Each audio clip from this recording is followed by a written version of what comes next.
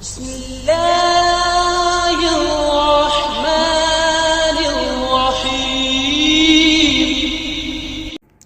वालेकुम वरहमतुल्लाहि वबरकातुहू। दोस्तों क्या हाल है? मैं उम्मीद करता हूँ कि आप सब लोग खैरियत से होंगे। आज की हमारी ये वीडियो बहुत ही स्पेशल है।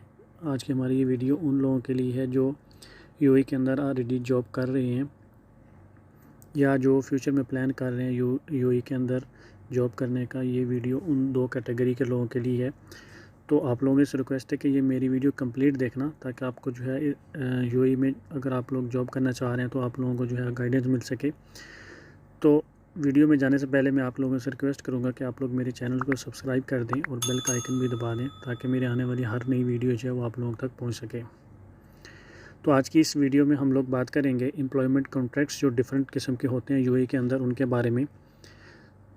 वीडियो में आगे बढ़ने से पहले मैं आप लोगों को बता दूं कि ये मेरी वीडियो जो है ये सिर्फ एक आर्टिकल है जो आप लोगों को गाइड करेगा डिफरेंट कॉन्ट्रैक्ट्स और उनके रूल एंड रेगुलेशन के बारे में।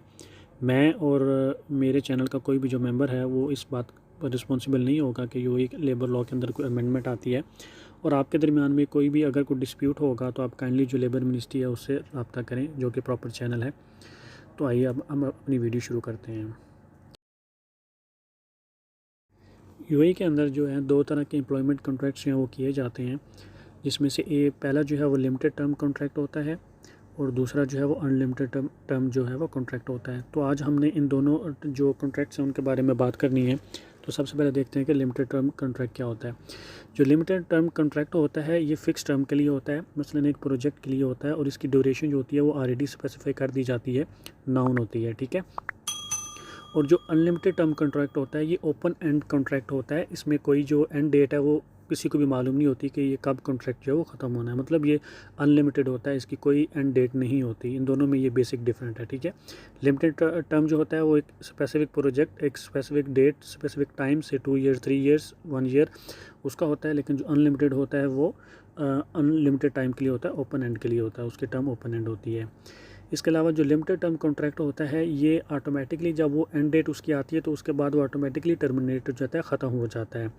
लेकिन जो अनलिमिटेड टर्म कॉन्ट्रैक्ट होता है ये ख़त्म नहीं होता। ये जब तक दोनों पार्टीज़ जो हैं वो प्रॉपर चैनल, प्रॉपर प्रोसीजर के थ्रू ख़त्म नहीं करती, ये ख़त्म नहीं होता। आगे चल के हम इसके बारे में बात करेंगे कि ये कैसे ख़त्म किया जा सकता है। इसके अलावा जो लिमिटेड टर्म कॉन्ट्रैक्ट होता है ये अपने टाइम से पहले भी ख़त्म किया जा सकता है, कोई भी पार्टी इसको ख़त्म कर सकती है, या जब इसके एंड डेट आती है उसके बाद इसको रिन्यू भी किया जा सकता है। लेकिन रिन्यूअल के लिए दोनों पार्टीज़ जो हैं उनकी कंसेंट होना ज़रूरी है। मतलब अगर एक पार्टी चाहती है कि कॉन्ट्रैक्ट रिन्यू हो और दूसरी चाहती है कि नहीं हो तो फिर ये नहीं होता, ये टर्मिनेट हो जाता है, ठीक है। तो इसमें ये आपने बात जो है वो याद रखनी है। अच्छा, अभी हमने बात करनी है कि अर्ली जो टर्मिनेशन है कॉन्ट्रैक्ट की वो होगा तो उसके कॉन्सिक्वेंसेस क्या आएंगे, ठीक है। ये मेन इस कॉन्ट्रैक्ट के बारे में जो मेन चीज़ है वो यही है कि अगर आप कॉन्ट्रैक्ट अपने टाइम पीरियड से पहले ख़त्म करना चाह रहे हैं तो कौन से कॉन्सिक्वेंसेस होंगे, ठीक है। अभी देखें हमारे पास दो तरह के कॉन्ट्रैक्ट हैं, एक लिमिटेड टर्म कॉन्ट्रैक्ट है और दूसरा हमारे पास अनलिमिटेड टर्म कॉन्ट्रैक्ट है। तो इसमें 4 सिनेरियो आपके बनेंगे आपके पास। लिमिटेड टर्म कॉन्ट्रैक्ट में फॉर एग्जांपल आपका जो एम्प्लॉई है, आप जो एम्प्लॉई है वो रिज़ाइन करता है या एम्प्लॉयर जो है वो उसको टर्मिनेट करता है। दूसरे केस में क्या होता है, लिमिटेड टर्म कॉन्ट्रैक्ट में भी सेम सिनेरियो बनता है, या एम्प्लॉई जो है वो रिज़ाइन करता है या एम्प्लॉयर जो है उसको टर्मिनेट कर देता है। तो ये आपके पास 4 जो हैं वो सिनेरियोज़ बनेंगे। For example limited term contract में एम्प्लॉयर जो है वो टर्मिनेट कर देता है एम्प्लॉई को, अपने स्पेसिफिक टाइम से एंड डेट से पहले उसको टर्मिनेट कर देता है। तो इस सूरत में उसको 3 महीने की जो सैलरी है उसको एज ए कंपनसेशन पे करनी पड़ेगी एम्प्लॉय को पे करनी पड़ेगी, एम्प्लॉयर ने पे करनी है, ठीक है। लेकिन अगर टाइम पीरियड प्रोजेक्ट एंड में 3 महीने से कम रह गया है तो इस सूरत में जितना भी टाइम पीरियड रह गया होगा उतनी सैलरी जो है एम्प्लॉयर को पे करनी पड़ेगी एम्प्लॉय को, ठीक है। फॉर एग्जांपल 2 महीने रह गए हैं तो 2 महीने की सैलरी पे करनी पड़ेगी। अगर एम्प्लॉई रिज़ाइन करता है तो एम्प्लॉई को जो है 1.5 मंथ्स की सैलरी पे करनी पड़ेगी। अगर कॉन्ट्रैक्ट की ड्यूरेशन 3 माह से ज़्यादा बाकी है तो 1.5 मंथ्स की सैलरी जो है वो पे करनी पड़ेगी। या अगर 3 मंथ से कम ड्यूरेशन रहेगी है कॉन्ट्रैक्ट की तो 50% सैलरी जो है उसको एज ए कंपनसेशन पे करनी पड़ेगी। फॉर एग्जांपल अगर 2 मंथ रह गए हैं तो उसका 50% 1 मंथ बनता है, तो 1 मंथ की सैलरी जो है वो एम्प्लॉयर को पे करनी पड़ेगी।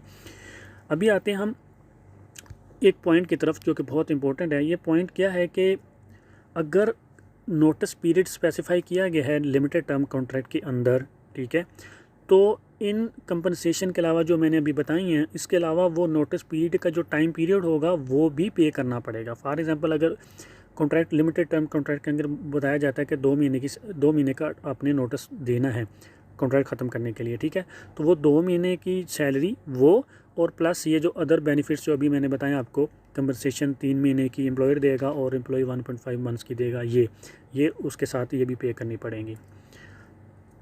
आगे चलते हैं हम लोग।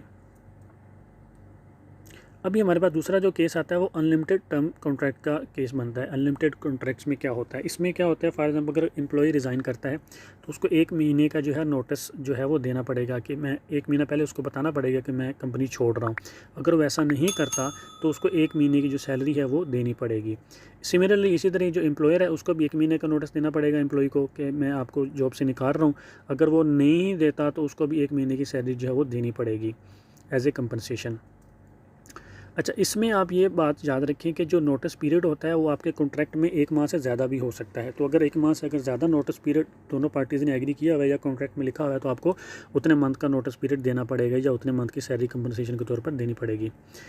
इसके अलावा जो है अगर एम्प्लॉयर एम्प्लॉय को टर्मिनेट करता है according to article 88 and 120 UAE labour law के मिसकंडक्ट किया है एम्प्लॉय ने, ठीक है, तो उस सूरत में ना उसको नोटिस पीरियड की पैसे मिलेंगे, ना नोटिस पीरियड मिलेगा और ना ही ईएसपी मिलेगी, ठीक है। तो ये एम्प्लॉयर के पास राइट है कि अगर एम्प्लॉय मिसकंडक्ट करता है तो वो क्या कर सकता है, उसकी ईएसपी भी रोक सकता है, उसका नोटिस पीरियड भी रोक सकता है और उसको निकाल भी सकता है। सिमिलरली एम्प्लॉय जो है वो भी विदाउट नोटिस पीरियड जो है वो according to article 121 of UAE labour law उसके अकॉर्डिंगली वो भी बगैर नोटिस के जा सकता है इन केस अगर इन्वायरमेंट सही नहीं प्रोवाइड किया जा रहा एम्प्लॉयर की तरफ से या जो जॉब डिस्क्रिप्शन उसको बताई गई थी उसके काम नहीं करवाया जा रहा या इस तरह के जो भी होते हैं उसके अकॉर्डिंगली फिर भी वो भी विदाउट नोटिस पीरियड वो भी रिज़ाइन करके जा सकता है। तो ये सारे केसेस इन सब में बनेंगे। तो मैं उम्मीद करता हूँ कि आप लोगों को मेरी वीडियो जो है वो हेल्पफुल लगी होगी और अगर आप लोग चाहते हैं कि कैसे कैलकुलेट की जाती है end of service benefit in दोनों कॉन्ट्रैक्ट्स के लिए तो मेरी जो नेक्स्ट वीडियो आएगी वो इसके बारे में ही आएगी, तो आप काइंडली उसको देखिएगा तो आप लोगों को end of service benefits calculate करने का भी आइडिया हो जाएगा। तो मैं उम्मीद करता हूँ कि आप लोगों को मेरी ये वीडियो पसंद आई होगी। अगर आप लोगों को मेरी ये वीडियो पसंद आई है तो प्लीज़ मेरे चैनल को सब्सक्राइब कर दें, लाइक कर दें और बेल आइकन भी दबा दें। अल्लाह हाफिज़। आप लोग अपना बहुत ख्याल रखिएगा, दुआ में याद रखिएगा। अल्लाह हाफिज़।